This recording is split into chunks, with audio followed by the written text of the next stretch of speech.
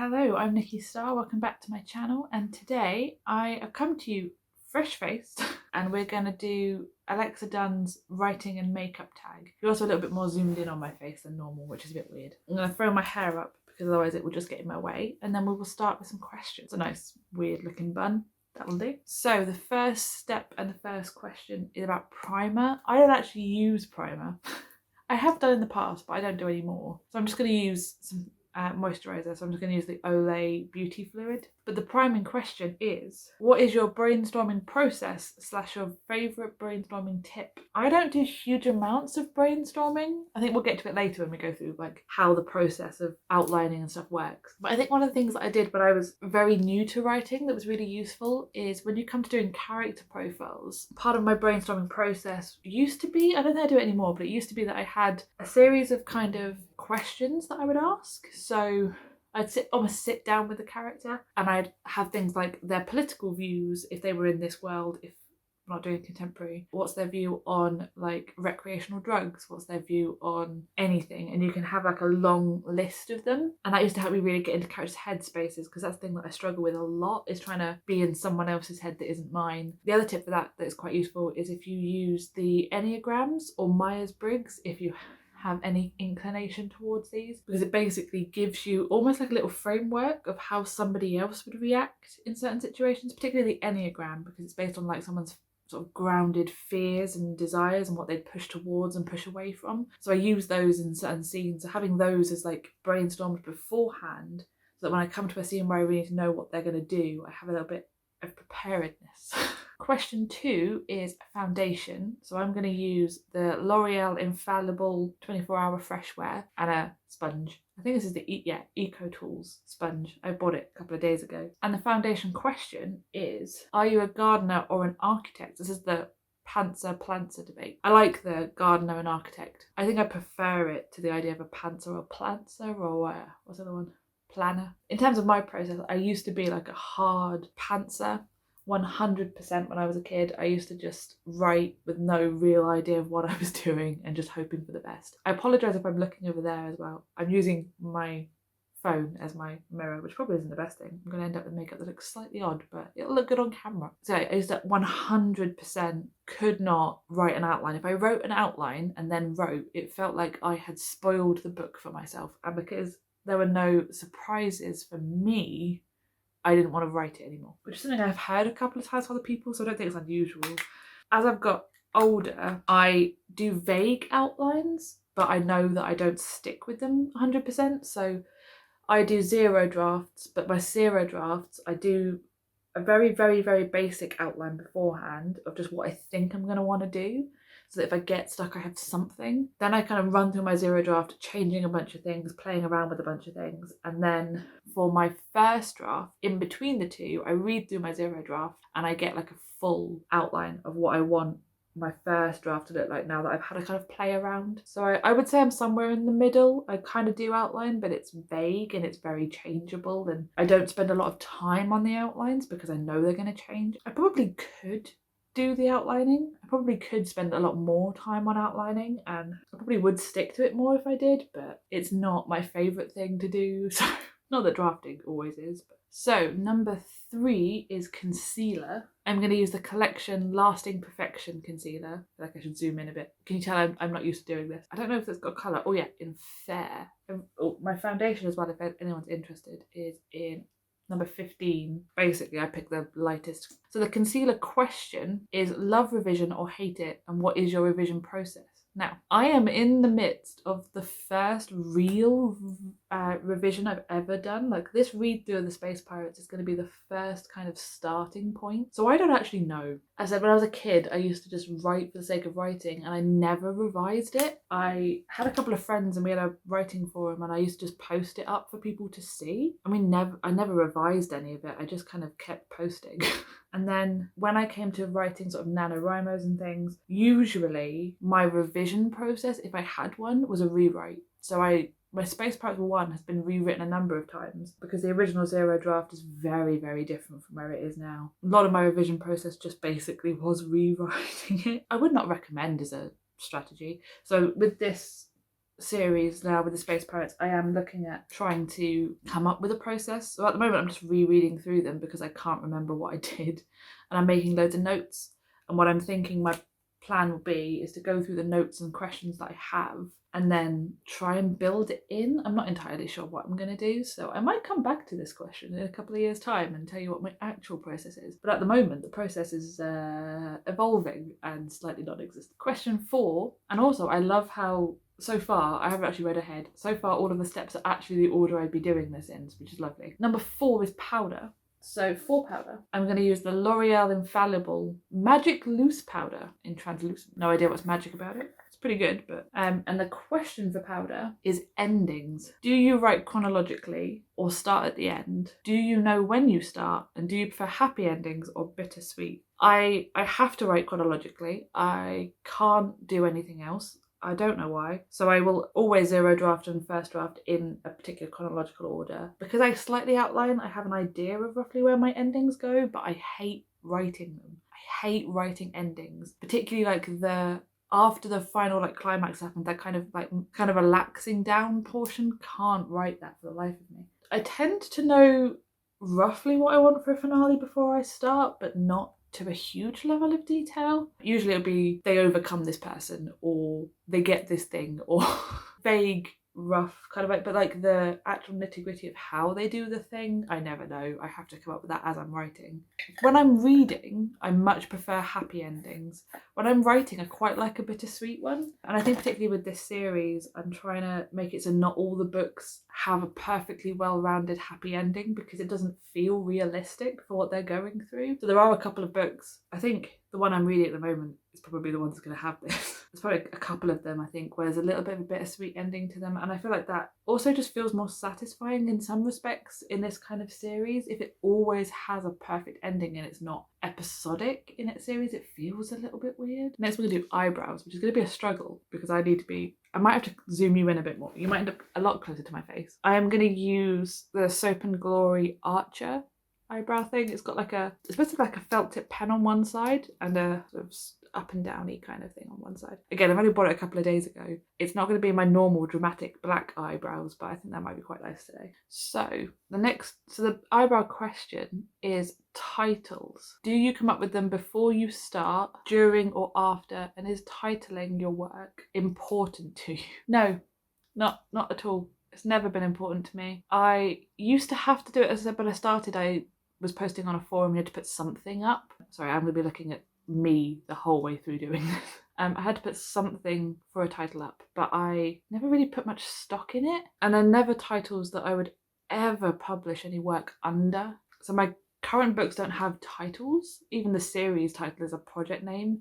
This isn't because I'm hiding any particular name. It's just that I haven't given it a name. So it is just the Space Pirates books because they are space pirates. It's not any more complicated than that. So no, I hate titling things. I absolutely do. I never feel like they're satisfying titles when I do it. Sorry about the colour difference, but I apparently put my hand up here and my whole face goes red. I do love a good title. When I'm reading through books or trying to find books, titles make a big difference to me, and I know that eventually I'm going to have to suck it up and start making actual choices. I'm just going to check those in real life. Not too bad. It could be worse. They could be better, but they could be worse. Eyeshadow time. I'm going to use something from my Barry M Velvet palette. I'm not convinced I have an idea what I want to do yet. I might just go really boring. I might just go with like this one here, this like silk one. Maybe a little bit of touch just in the crease. I don't know. I'm not thinking dramatic today. I haven't really got enough talking to do if I go dramatic. So for the question, some people go monochromatic and some people blend. Do you love big or small casts? And what's your favourite character development hack? I feel like I should have read ahead because I may have given my character development hack in the idea of the like enneagrams and interviewing your characters, like genuinely going through and trying to work out where their like political stances would be and kind of the everyday things. Do they have particular fears is always a good one. Like nothing to me makes a character feel more genuine than putting them in a situation where they should be terrified and they are genuinely terrified. I tend to also kind of give them my fears so that I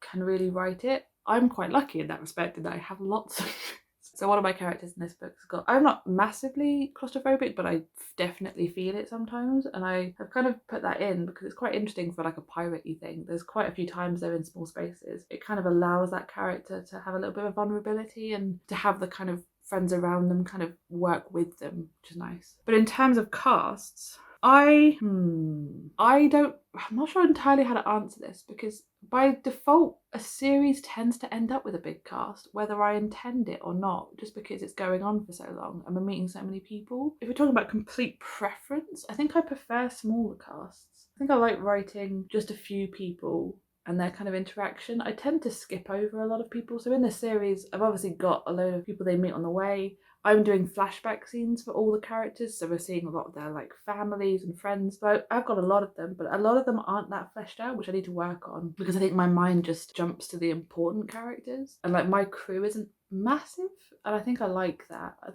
I've got a few people that I know really well, but I don't think I need the big large cast of people. I don't think it's as important to me. Bear with me while I blend like you wouldn't believe. I kind of feel like I want to add a little bit more, but I might get carried away if I do. What usually happens is I add a little bit more and it becomes a little bit more and it becomes a little bit more and it never stops. So now here is the moment where everything could go absolutely tits up, because I tried to do this yesterday and we're going to do eyeliner, which has the potential to start with a small wing and become a big wing and become a problem. The eyeliner I'm going to use, you're not going to be able to read this, it's tiny. It's the Maybelline Hyper Easy. It's a brush tip pencil. It's like liquid eyeliner, but it's kind of like a felt tip and it's really thin. But I yesterday managed to make a massive wing, and then I tried to tone it down by taking it off, and I just ended up having to redo the whole face. So I'm not doing that again, but I am going to need an actual mirror. No way I'm using my camera mirror. I will end up with this in my eye. And then the eyeliner question, which I love Alex Dunn for putting this question on this, because I think that makes so much sense. What is the hardest thing or things for you to write? So, am I going to be able to talk and do this? We shall find out. I would say the hardest thing for me to write is other people. I think for me, as I said earlier, the idea of putting myself in someone else's headspace, putting myself in a situation where I can't react like I would react, is very, very difficult for me for some reason. I will also add descriptions to this list, because when I'm reading a book and I hear a description, even if it's like a basic description, I like it. I don't mind. I'm not critical of other people's descriptions. The second I write a description, I'm sitting there going, well, that's the most boring description that anyone has ever written. Why have you done that? Well, why does anyone need to know that person has blue eyes? It's only when I like come back to reread things and I'm like, I don't know anything. I don't know anything. I don't know what I was thinking in my head about the room around them. I don't know what the people look like. I get really in my own head about descriptions, and I don't know why. I'm about to say probably a couple of other things because I'm quite new to like writing seriously. I've been writing for years, but not with any kind of actual intent. So fight scenes are atrocious for me. I feel a lot like, and then they did this, and then this person did this, and then it just doesn't feel like it flows to me. So I've basically stopped writing them in my books. I need to come back and learn. And I think like most people, sometimes it's not necessarily that the thing you're trying to write is hard, but the act of writing is hard. Like there are definitely days where I just genuinely don't want to sit down at a desk or with my laptop on my lap and do any of it. That's probably not quite the point of the question, but I feel like sometimes just getting the motivation up to do the thing can be the hard thing. Even if you're about to write the most exciting scene you have ever known in your life, sometimes just getting yourself to do it is so difficult. Also, these do not in any way line or match up. But I have the feeling that if I start playing with this, it's going to have the same problem as yesterday. I'm going to play with the other one a little because the wing does not, because there is none. That'll do. My hooded lids are basically hiding any of the wing anyway. There are ways around that, but I don't have the patience for it today. Mascara. Now, this doesn't technically fit under mascara, but I'm going to curl my eyelashes because I bought this again a couple of days ago. I went for a bit of a spree and I forgot how much better everything is when you curl your eyelashes. And so long since I did this with any kind of regularity, and it makes such a difference. Again though, I'm not doing it in my phone screen because that's a terrible idea, so we're going to try and do it in a mirror while we talk. Do you write long or short? What is your typical first draft word count? I have a couple of different ways I can answer this question. I write long form, so I pretty much always write novels. Even in my attempts to write short stories, they've usually ended up either as novels or enough short stories in succession, like sequeling them, that they're basically a novel. However, I am a massive underwriter. As I said, I don't put descriptions in books at all. I quite often skip over certain sections. Like, as I'm rereading through, there's whole points where I have kind of annoyed with myself where I sit there and go, okay, you do realise we've just skipped over the interesting part to get to the boring part. Do we want to fix that? I think we want to fix that. Just so you know as well, for mascara, I'm using the Soap & Glory Thick and Fast. I don't know why I keep wobbling everything in front of the camera for you. That's not helpful. And my typical first draft word count. So for my zero drafts, they tend to be somewhere close to 50,000. I don't know if it's because I've conditioned myself with NaNoWriMo that 50,000 is an acceptable point to stop at, but it does seem to happen somewhere between 50 and 60,000. Very rarely shorter than that, but it has happened on occasion where I've just panicked and stopped. I think one of my Space Pirates books was shorter than 50,000 because I just kind of gave up with it. And then my first draft tend to be somewhere between sort of 60 and 70k. Again, I've not gone all the way through a full revision process, so I don't know if my like second and third drafts would be more. I would hope so, because I feel like they all need description added. Because again, my first drafts are complete rewrites of the zero drafts, so I'm not adding to the zero drafts, I'm basically shelving it and trying again. Whereas I think for these zero drafts, I need to add description, I need to add a bunch of stuff in. I think there's, for most part, whole scenes that need to be added in, and a lot of foreshadowing that I want to add in. So I think my word count's probably going to get more and more. Contour time. I'm pretty much going to use this for the contour, the highlight, and the blush. They're not the ideal colours for me, but I went through a bit of a thing a couple of weeks ago where I just got rid of a load of makeup that's been in my collection for way too long, and contour is one of those things, and highlighters that they never run out for me. So I just keep using them, and they're not good to do that. They have expiry dates. Nikki, they have expiry dates. So I went for this whole palette just because it was cheaper to get like an eyeshadow that also had this stuff, but the blush is a very weird colour on me. But we're going to do it anyway. So the contour question is, tell us about the dark parts of your book. Who is your villain/antagonist? What dark, creepy and tough things do your characters face? This is going to be dramatic. Okay, the dark parts of my book. So the whole Space Pirates concept is pretty dark. It starts off from a pretty dark place. I think I've done a little synopsis on here before, but basically my main character is accused of her own murder and is sent to prison for that. And then when she has an opportunity to escape the prison, her first instinct is to take a list of all the people who were part of this corrupt system that allowed her to go down in that way, and taking her revenge, which definitely starts off as I'm killing them all. Maybe gets a little bit nuanced, but most of it is a revenge plot of death. I don't necessarily know how much of stuff is spoilers, but I'm gonna give like one of the first things that she has happened to her when this all happens. Part of the plot to send her to prison, they basically take her identity away from her, and so they can charge this new person that they've made with the murder of the specific person. Because I won't go into why she's accused of her own murder, there's more to it, but they basically decide they want to make it very, very, very, very difficult for her. One of the first things they do to try and change her identity is, because she's quite noticeable in terms of how she looks, and she's got some family ties and people can see from her face who she is. So they get a surgeon to completely change her face. And for the want of a better way of wording it, and I will apologize, this is going to be slightly graphic, so if you would like to skip forward, but I'll put a little timestamp as to when it is safe for you to return if you do not want to hear this. But they essentially take off her face. There's a surgeon that peels it away, basically plays with the underlying structure by putting a load of synthetic like bone stuff in so that it's completely different, and then makes a whole synthetic face for her. And then one of the like more creepy elements about it is that this surgeon thinks that it's like his masterpiece, it's his work of art. He does these things because he thinks he's like making something amazing, and so he wants her to witness it, so he keeps her awake. I shouldn't laugh, I really shouldn't laugh, but it makes me slightly uncomfortable that my brain decided that was a thing that I wanted to write. It's strange, but that's like one of the creepiest things. And obviously because they're space pirates and going through and they're meeting a lot of kind of lawless, there's a lot of potential moments of kind of like something a little bit dark, a bit horrific. We have limbs being lost, and there's just the general theme of it's quite dark, of the idea that someone's going on this like long revenge mission, finding these people that did this to her and trying to work out who she wants to keep alive.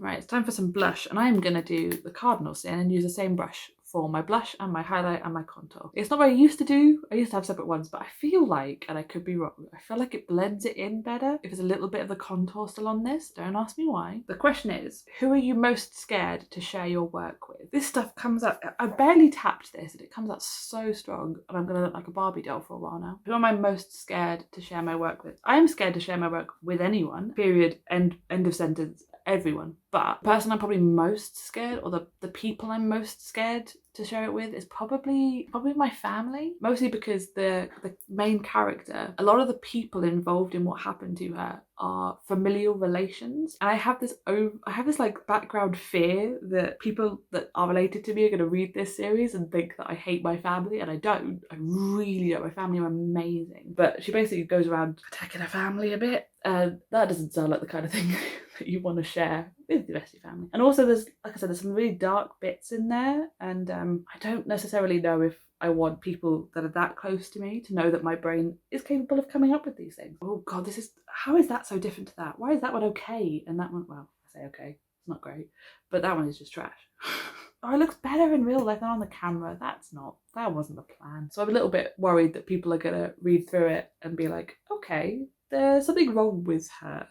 How did her brain decide that this was a thing that was happening? And it's not that I don't necessarily want my family to read it, but in general, I'm scared of everyone reading it. When I tell people I write, quite often, I've got quite a few offers now of people that are willing to read through things. I'm nowhere near a position to even be worrying about people reading it through, but I'm just terrified of people reading it through and thinking there's something wrong with me, or reading it through and thinking it's rubbish. I'm just going to end up faffing with it though, so I'm going to leave it be. I'm not going anywhere today. I can take this all off in a minute if I want to do. Highlight, which again, I'm going to use it's a bit dark for me, but we're going to do it. I'm using the same brush because I am just that person today. Normally I would do highlight under my blush so that it kind of came out of the blush, but we'll put it on top today and see what happens. So the question for highlight is, what are your favourite scenes to write? I'm going to be honest, I enjoy the dark, weird scenes. I do. I don't know why, but there's a part of me that kind of is like, if I was watching this on a Criminal Minds episode, this would be the moment where I'm like, oh my god, that's disgusting and horrible and I can't look away from it, that kind of thing. But other than that, the favourite scenes I've been writing over the last couple of years with the Space Pirates project has been when the crew are all together. And kind of when you get a bunch of people in a room and you can kind of banter it about, and you know, you get one person who's just being a little bit of a sarky bastard in the corner for no reason. I'm enjoying the back and forth between all my characters a lot, and I think that's probably one of the favourite things to write, because a lot of the fighting scenes, a lot of the magic scenes are difficult, whereas with the bantering back and forth, I can imagine like me and my friends, you know, sitting in a pirate ship, who would be saying what. I can imagine I'm there with them and watching the banter back and forth, and I just love that, particularly when they're going through like some kind of mortal peril. And I've got a couple of characters whose coping mechanism is most definitely humour. So this horrific thing is happening, and these two characters are just talking back and forth and joking with each other, and everyone else is looking at them like, how? What? How are you taking what we're currently doing and having that conversation? And the last step and the last question is around lipstick. I do have lipsticks, but they are all liquid lipsticks, and I don't trust myself with that today, because the second I put a liquid lipstick on, it immediately starts peeling off, because I will probably go and make a coffee soon, or I'll get some food and it will just start disappearing. I'm not going to risk it. I'm just going to go for a nice sort of basic lip gloss, and this is the Collection Plump Me Up one. It's one of the ones that kind of, as you put it on, it feels like it tingles. It's got like a peppermint smell to it, and it tingles up your lips, and it's great. I love that kind of stuff. And the question is, writing kissing scenes, love or hate, and how do you tackle them? I would say I have a love-hate relationship with them. I hate the mechanics of doing it, like trying to explain using words why kisses feel good. It's very difficult because it's a very weird thing, like talking about the movement of lips or the wetness of lips or the use of a tongue.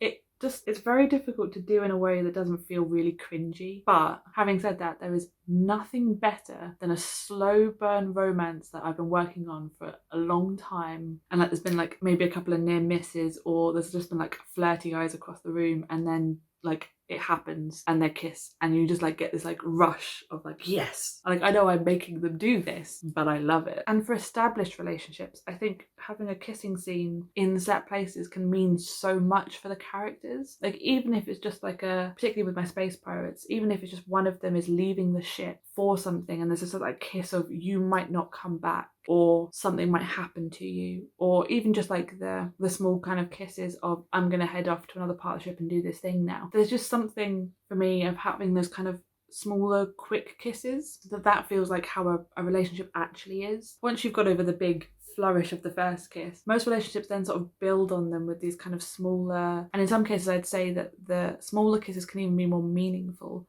like that idea of this person is going into a potentially dangerous situation, I need them to come back to me kind of kiss. I love them and I love reading them, but I hate trying to describe what's happening. If I go into detail on it, it gets a bit weird. I've zoomed you out a little bit and taken my hair down, but my hair has now decided to go full lion's mane because of that. I promise in real life this blush contour situation looks much better than it does on camera, but here we are. That is the end of the tag. As I said, it was created by Alexa Dunn, and I will put a link in the channel to her video and her channel. It is amazing. If you want any writing tips or anything to do with traditional publishing, do check her out. She's amazing. But with all that being said, thank you so much for watching, and I will see you in the next one. First word draft count. First word draft count? No.